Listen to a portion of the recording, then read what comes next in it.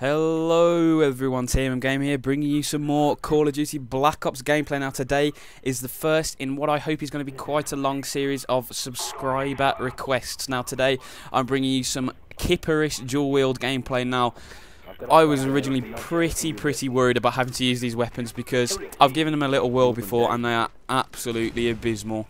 I mean, these make the Scorpions look like the FAMAS, that's how bad they are. But I gave them a go this game and it ended up turning out to be quite a nice gameplay, I have to say. I'm using a perk setup of Flak Jacket, Steady Aim and Marathon, all of those are pro. My secondary weapons are the CZ75, is it? CZ75, sorry, dual wield. And my kill streak setup is Spy Plane, Counter Spy Plane and Napalm. Now my tip with the Kiparis is just to stay in cover as much as possible. Try not to take on any long-range gunfight. I mean, you can see this here. I don't even bother shooting at that guy because I know I'm just going to waste ammo. You've really got to be right in someone's face for these weapons to be any use. I mean, the recoil on them is still pretty big, even with the dual wield. So you'll find yourself naturally aiming at the head. So if you're fairly close to someone, you start aiming in the upper chest. You can get quite a few headshots with these things. That is one of their saving graces. However, I have to say these are by far and away the worst choice. If you want to use dual wield SMGs, use the Scorpions. I mean, they're a lot more fun to use, or they're a lot more forgiving. And you're going to have a lot more success with them than if you just stick with using the Kiparis. And I very nearly got that guy using tack inserts. But oh well, better than luck next time.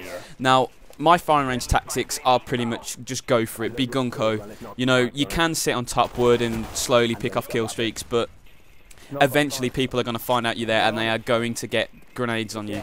So if you want to do well on this map, it really does pay to move around, especially on the Express playlist, which is I'm playing now. If you just get a spy plane, no one can hide from you. You know, Ghost doesn't work on this playlist and it is absolutely fantastic. It feels a lot more like COD 4 did, you know.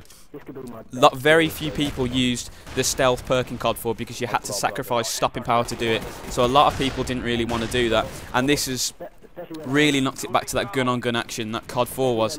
And I have to say, I'm absolutely loving the Express playlist at the moment. And if you guys haven't given it a try, I sincerely do recommend you give it a try because it is a fantastically fun playlist. It mixes up the objective game modes as well, so you get a little bit of headquarters, a little bit of capture the flag, a little bit of domination. You know, you keep things a little bit interesting so it doesn't get stale. And the fact that there's no Ghost, it really does encourage people to use the UAVs again, and counter spy plane becomes possibly the best low kill streak out there, because if you can obscure people's radar, that makes even more difference now that Ghost isn't a factor, because people begin to slowly trust their radar again. Whenever you're playing ground war or normal domination or headquarters, I always treat the radar with a little bit of suspicion, because you might be able to see 5 people and you'll think, oh, the entire team aren't using Ghost, and then you've missed the fact that one guy is using Ghost, and you pop round the corner and there he is in the corner with his silent skill, a little silence dog, and you die.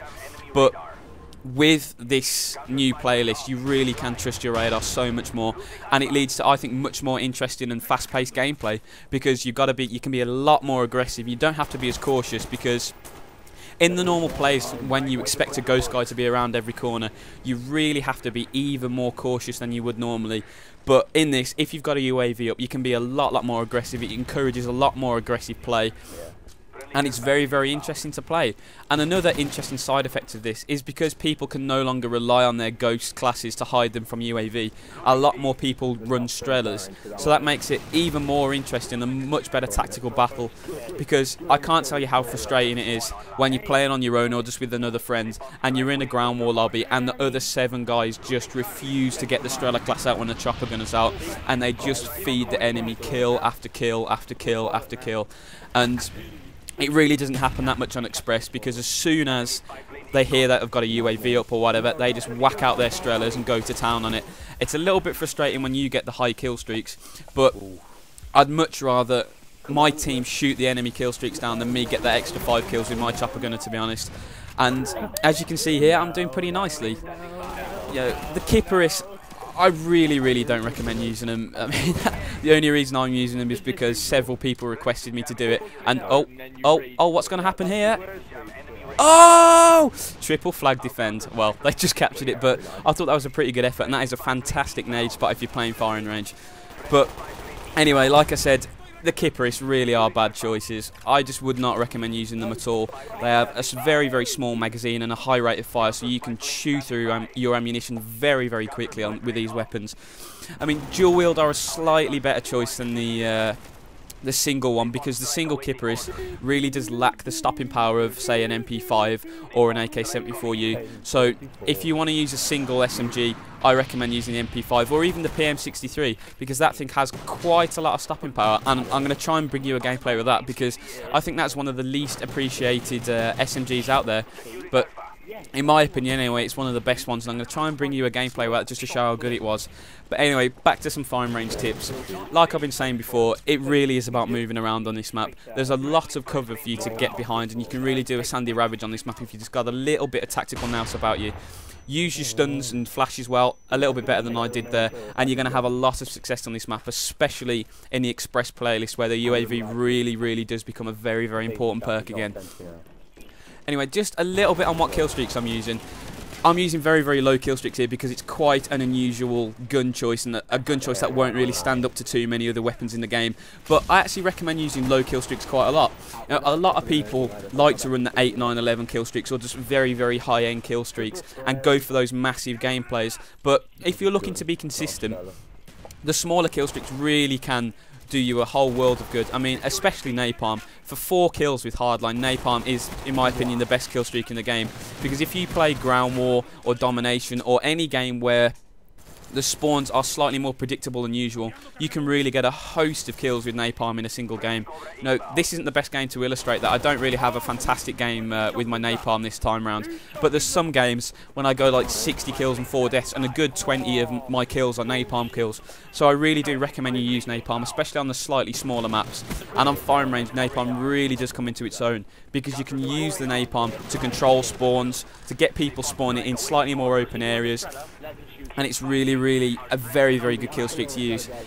Anyway, I think that'll do on the gameplay. I hope you've enjoyed that little bit of the commentary, but my next part of the commentary is going to be about Call of Duty XP, and it's getting very, very close to it now. If you don't know what Call of Duty XP is, it's this big event that Activision are hosting. It's going to have Eminem there, and the Dropkick Murphys, and I think Rihanna's there. You know, some pretty big musical stars are there, and it's going to be the multiplayer reveal for Call of Duty Modern Warfare 3. And I am really, really looking forward to it. You know, like I've said before, if they release a trailer, which they are probably going to do, I'll do the analysis for that for you guys, because my Spec Ops trailer really got some fantastic reception, and I really want to match that and hopefully do a very, very nice job with the multiplayer trailer. Now, you might be saying, oh, well, some multiplayer stuff has been shown already, and that is true. If you didn't know, every single map that is used in the Spec Ops Survival mode is a multiplayer map. So if you want to check out that trailer again and just have a look at the maps, those are all going to be multiplayer maps, and I'll drop you a link to my trailer analysis in the description so you can have a look at that. But anyway, the gameplay is winding to a close now. I think I go 44 and 9 with low kill streaks and with a Kiparis Dual wheel, so I think that's a pretty nice gameplay for you guys. If you enjoyed it, please rate and comment as always. Leave a comment in the description on what weapon you want me to use next week for my subscriber requests, and I hope you have a very nice day, guys. Thanks for watching.